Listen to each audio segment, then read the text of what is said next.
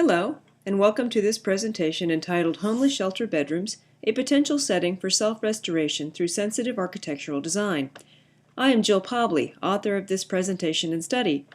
The goal of this presentation is to suggest that architectural design may have an active and important role to play in helping people who were formerly homeless to heal and overcome this life crisis.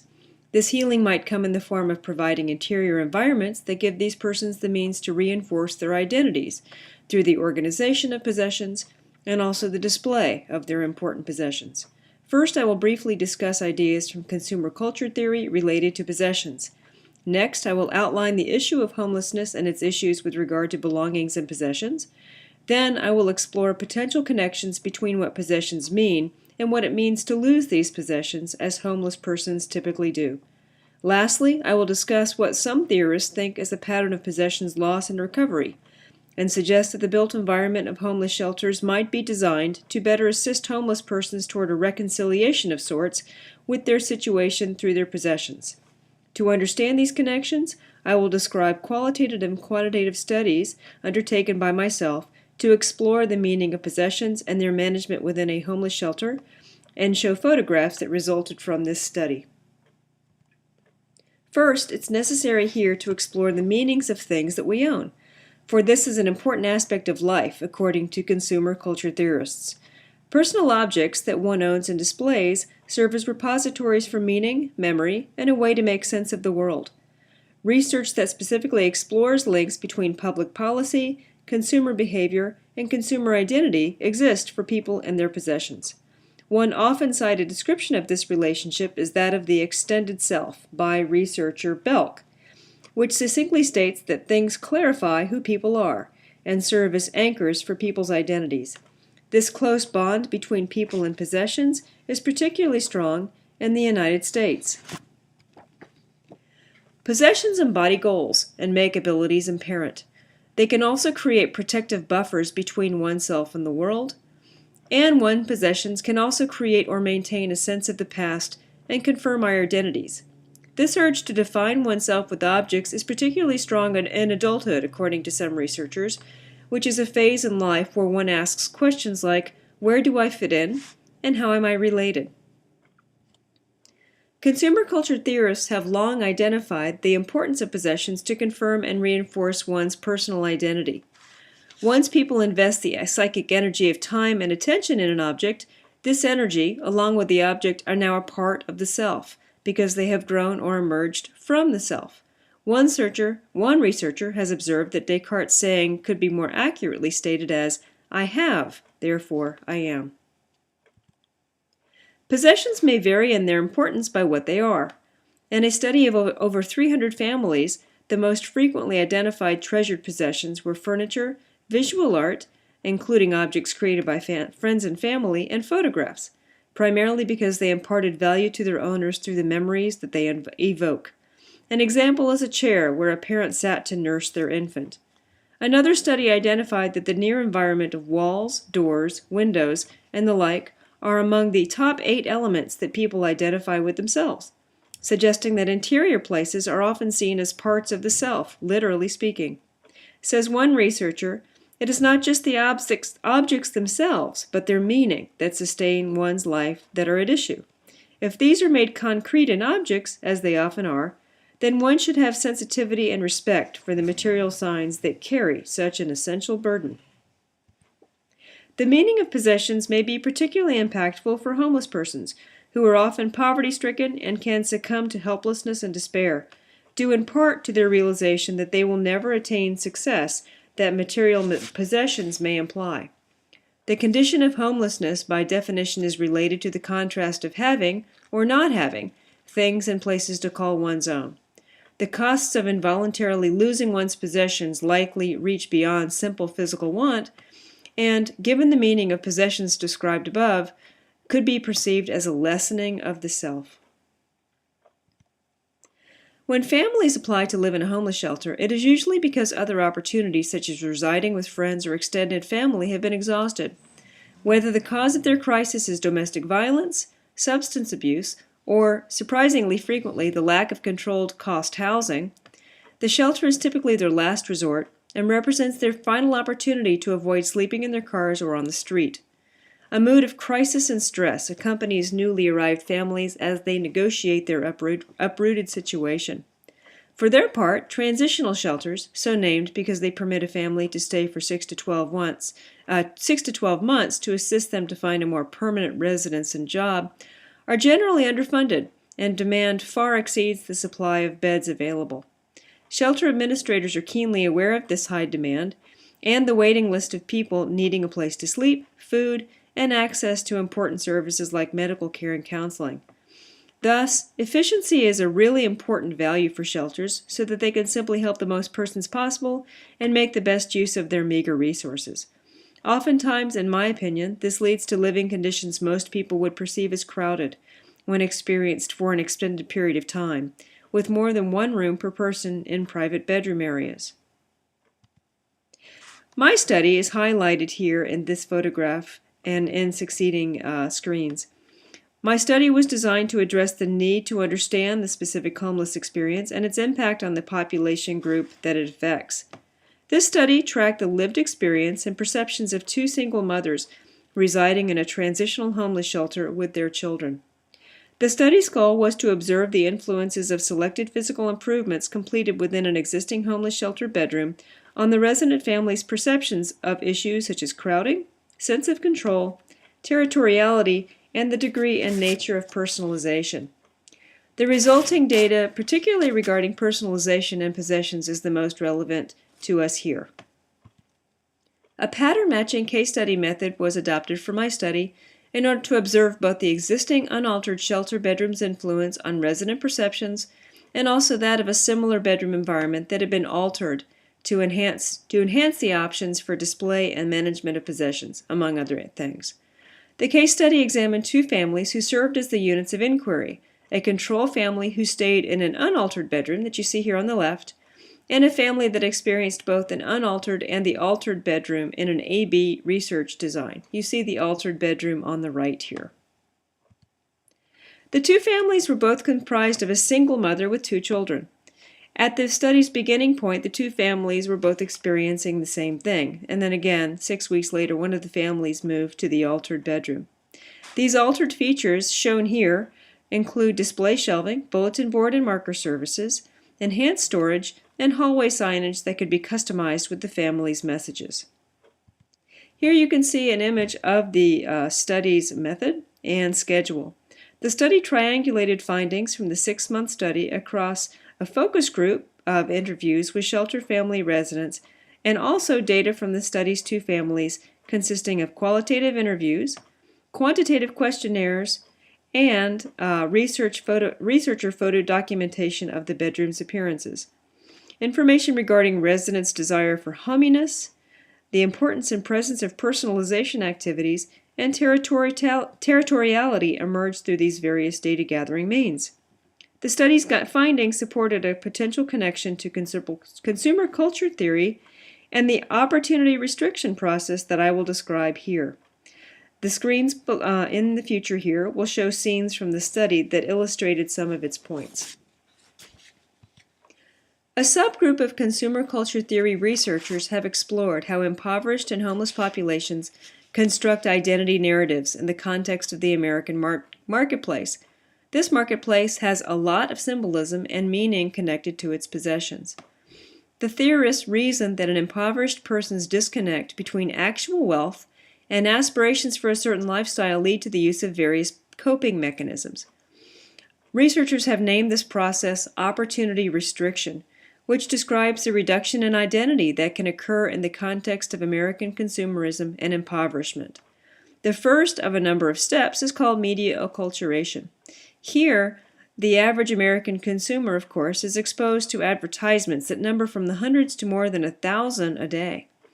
In this environment, children quickly establish a baseline understanding of affluence and then go about developing a sense of desire for goods and services that match this image. Parents without the means to provide these items can't meet these demands by the children. The second step is called reaction to loss. Here, continuing inadequate income gradually brings a mismatch between the demands and the reality of acquired possessions into high relief for a maturing child. If resources to counsel the individual are not available or the possessions mismatch is not relieved, the person often eventually feels forced to join a stigmatized, labeled group, such as poor, branding them as unworthy of respect. This leads to their increasing alienation as they fully realize the force of being without resources necessary to acquire what they desire. The third step in the opportunity restriction process is entitled growth of helplessness. The person comes to see that some aspects of their situation and events that led to their inadequacy of possessions commenced before they could have prevented it. They feel out of control. One researcher calls this growing state a sense of universal helplessness and is an unhealthy psychological state where a person feels they cannot control the events in their life, and yet it is not their fault. This mental state may influence not only their relationship to possessions, but also how they manage relationships with others. In significant cases of restricted opportunity, a person may exhaust other solutions for accommodation, such as living with family and friends. The person is forced to apply to stay at a homeless shelter rather than live on the street.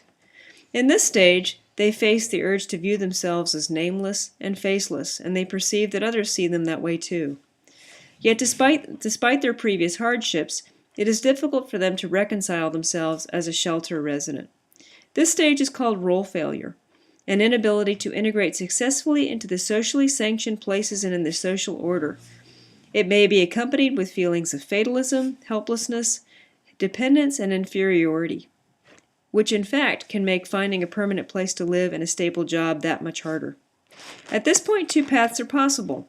One, the person will develop negative attitudes and beliefs, which can manifest themselves as depression, or compel the person to resort to more serious steps such as crime in order to acquire things that would alleviate the situation.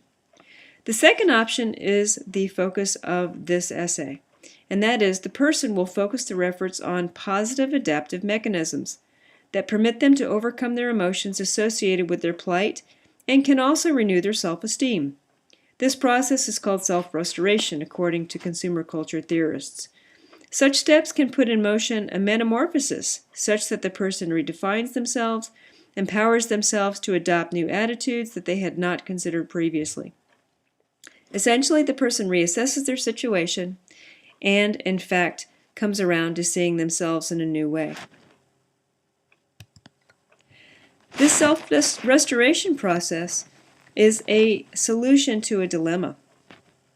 It helps people to pass the personhood test in society, and it is reasonable to conclude that a homeless person's physical, social, and psychological environment may logically be influential on a person's growth and evolution, and at a time of life that researchers describe as particularly precarious.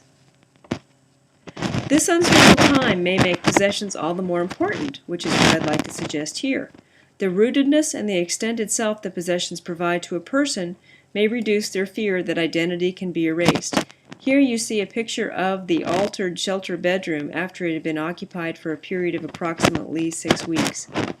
The degree of this comfort may also depend on the strength of the sense of the person's core of self. That is, the weaker an individual's sense of identity, the greater their need to acquire, save, and maintain possessions that could extend their selfness to an exterior manifestation of objects or place.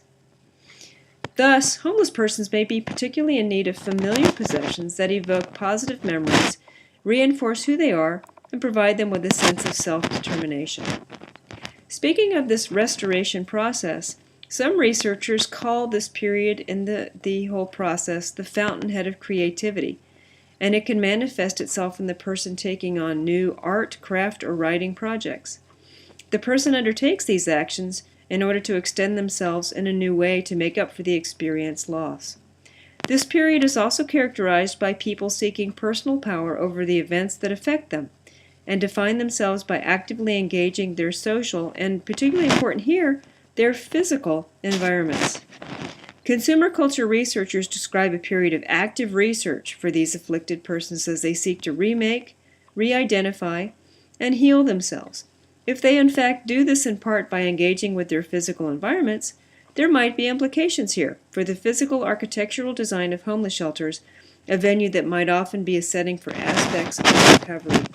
Here in this photograph, you see an example of the territoriality and sense of personalization that some residents took pains to make in the altered bedroom. Self-restoration can empower people potentially to adopt a new set of attitudes. If the restricted opportunity psychological process described above by consumer culture theory researchers embraced, then it becomes important that shelters support their impoverished residents' actions towards self-restoration. External community help for self-restoration is necessary, and service providers might move in order to make this possible through the design of their shelters. Therefore, the shelter's physical form and design might serve as one means to help these persons in crisis to be assisted towards self-restoration and further recovery. My study really had a lot of findings on crowding, pleasantness, and control, but again, most pertinent here was the importance of possessions and their management. Possessions management, in fact, was called out as among the most prominent needs by the residents that I interviewed. Said one of these residents, "We are crowded. I'm constantly looking for somewhere to stuff something. The clothing thing is really killing me. It's piled up here, it's piled up there. Their drawers are jam-packed." Here you can see an example of her room where they are using every available inch in order to store things for when they leave the shelter. The sensitive design of the homeless shelter interior environment with regard to the residents' display and organization of their possessions could be an opportunity to assist residents towards self-restoration. When the mother who moved to the altered bedroom was asked to identify the degree of crowding in the bedroom after living in it for 1 week, the mother reported it was a 10, meaning it was very spacious and organized with things to put in their place. This response appears to tie control of visual clutter to perceptions of spaciousness, which is not entirely surprising given the focal impact that significant quantities of possessions can have on this small room. So, what might a shelter bedroom look like that promotes self-restoration? If the details of consumer culture theorists are considered, then the interior reflects a balancing of priorities that would be evident in purposeful form, surfaces, and details.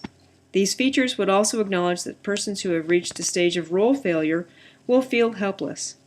Thus, providing clear and easy opportunities for self-restoration actions like displaying objects and managing possessions may be important in order to promote identity reestablishment and also to combat a sense of helplessness.